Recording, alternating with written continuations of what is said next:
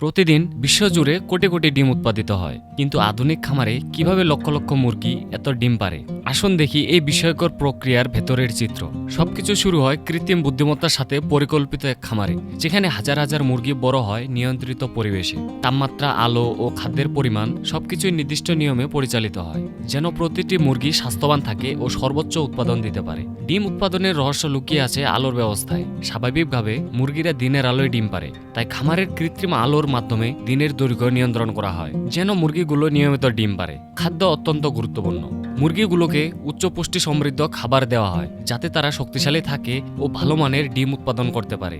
যে মুহূর্তে একটি মুরগি ডিম পারে, সেটি বিশেষভাবে ডিজাইন করা বেল্টের উপর গড়িয়ে চলে যায় সংগ্রহ কেন্দ্রে। ঘন্টায় হাজার হাজার ডিম আলতোভাবে সংগ্রহ করে, মান পরীক্ষা করে এবং আকার অনুযায়ী সাজিয়ে ফেলে।